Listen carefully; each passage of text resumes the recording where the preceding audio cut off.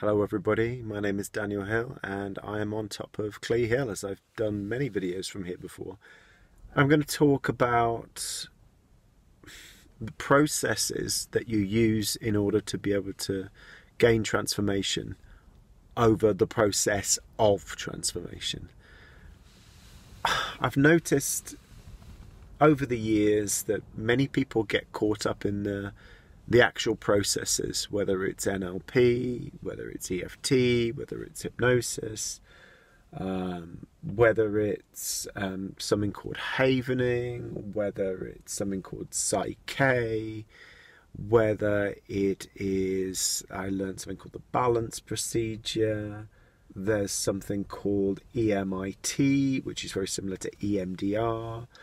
Eye movement integration therapy, and EMDR is eye movement desensitization rehabilitation, I think, something like that. I'm qualified in so many different modalities that they're all tools and they're all processes that can aid an individual to come out from an overwhelmed feeling so they can feel more peaceful again. And it works better than simply just talking to a therapist about your problems or about your fears or about your angers or your sadnesses. That you rate the issue on a 0 to 10 and then you do the process. And then you bring the overwhelming feeling down to a 3 or under. Most therapists would say, and coaches would say, if you can get your client down to a 3 or under, you've done a good job. Obviously, it depends where you start. You know, if they've started and it's only a 5 out of 10, it's not really a deep issue. It's only happening within you about 50%, and you'd hope to get that a lot lower, and you would. Some of the really deep core issues that you start working with when they're 10s. 9s and 8s, they sometimes take a good session or more to shift. What I'm aware of, and this is true on my personal journey as well, is that there are other issues that you use these tools on and use the process in the way that you're meant to, the way that you're taught. Everyone's got different schools of thought, but the deeper the issues and the more the earlier they started in your life, that's from conception to womb to the first 3 years, that's the hardest nut to crack, because literally your brain was forming, and for 9 months you were connected with your mother and you were downloading your mother's emotions and feelings about life and the world. Even though you weren't completely experiencing it as the world, it was still, you were coming into being. So those things take longer, and that's something that I call be with the non-being. So you're not forcing these things to go away, you're being with them much more. And the more that you be with them, you're softening them and you're working and digging out the roots of them. There's too many people who get caught up in just the processes, and I have clients who come, oh, I've done this and I've done that, but they get caught up in the actual process. You need to do it this way and you need to do it that way, rather than just the process of transformation. People have transformed throughout thousands of years and become enlightened, liberated is another word, from their egos, and have overcome issues that have plagued them using all different types of tools, all different types, and herbs, medicines, even going into psychedelics, that they've used those. And there's plenty of evidence to suggest that those can be really beneficial, and they have been used in a psychiatric setting in the past with great results. That's anything from ayahuasca, psilocybin, to DMT is in ayahuasca, psilocybin is in magic mushrooms, and MDMA, which is in ecstasy. In a clinical setting, though, and with a healing intention, there's plenty of evidence, and there's plenty of very eminent individuals with lots of letters after their names, and doctors and professors who are on YouTube, who you can go and search and look up those kind of things. And so it doesn't really matter what it is that you're using. It's just being understanding of the process. And you can't force the process of transformation. As soon as you start doing it, you are going to struggle, because we all have a part of us that wishes to move forward and transform. And I'm sure that's the part that got you here to listen to this video and all the other videos. I've got nearly 300 of them. Except, why aren't you doing it? Because we also have another part that holds us back. And this part says it's not safe, we have a comfort zone and we're out of our comfort zone and it's too much. Now, which one wins? Well, we want both of them to win. We want the unresourceful part of you that holds yourself back. We want that to grow up, and we want to get that to integrate with the part that wants to move forward. And what you'll find is that your mind will automatically look for ways to feed why you can't move forward, and so that part gets fed, and the other part we have to consciously go to and feed. So that's the part for transformation.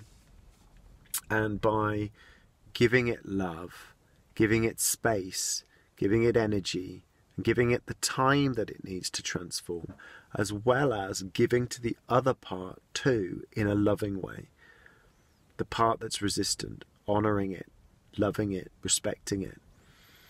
Because the transformational process that we all wish to seek, which so we can all really, for what I think everyone really wishes to experience peace and love and live an abundant life, so we're not afraid and we could go and fulfill our heart's wishes. That's what I truly think everyone really wishes to experience. But we go about it in the most dysfunctional ways possible, and that's why we've got the problems of the world that exist.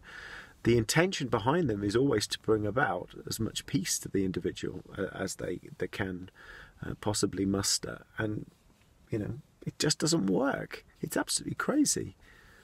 We have to come from peace first and do things peacefully, very consciously, so that we can actually manifest that in an easy, effortless, beautiful, harmonious way.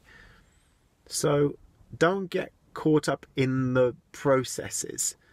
Oh, I'm doing whatever it is. If you're doing EFT, or you're using NLP, or you're listening to hypnosis CDs, or you're even seeing a coach, a therapist, or a mentor like me.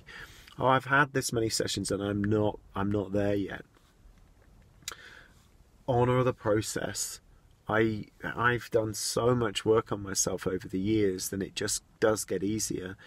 You just have to be truthful and authentic and real with the process, and really deeply understand the process of transformation. If you start pushing too hard, you will do one step forward, two steps back. Why?